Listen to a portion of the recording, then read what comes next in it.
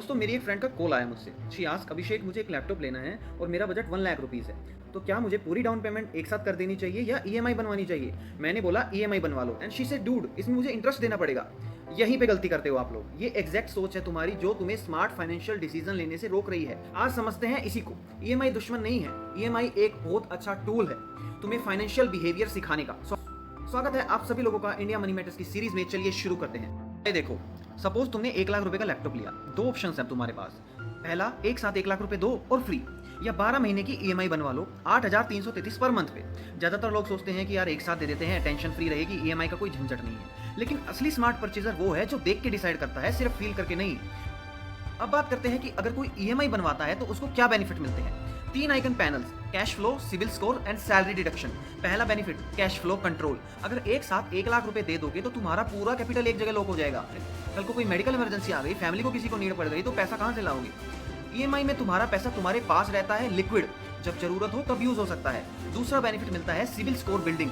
जब तुम किसी प्रोडक्ट को ईएमआई पे लेते हो तो ईएमआई भरते वक्त वो तुम्हारे रीपेमेंट हिस्ट्री क्रेडिट ब्यूरोस को रिपोर्ट होती है। अच्छा सिविल स्कोर बनता है। सिविल स्कोर मतलब फ्यूचर में तुम home loan, car loan, vehicle loan सब चीप इंटरेस्ट रेट पे प्री अप्रूव्ड ऑफर्स के साथ ले सकते हो।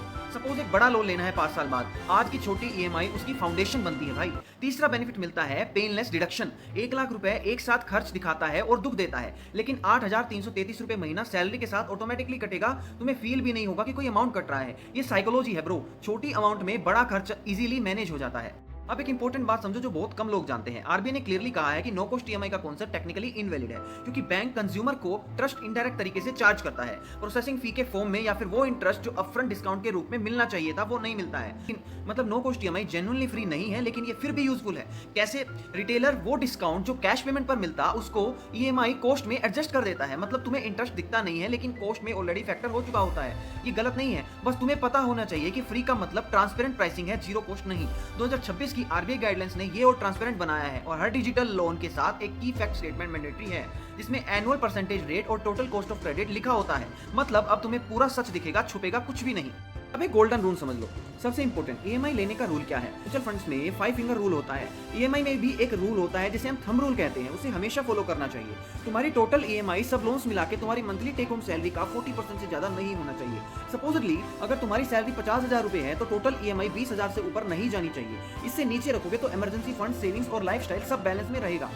तो समरी ये है कि ईएमआई तुम्हारा दुश्मन नहीं है, ये एक फाइनेंशियल टूल है। अगर स्मार्टली यूज करो तुम्हारा कैश फ्लो कंट्रोल रहेगा, सिविल अच्छा रहेगा और फ्यूचर में तुम्हें जो भी लोन ऑफर चाहिए प्री अप्रूव्ड ऑफर के साथ मिलेंगे।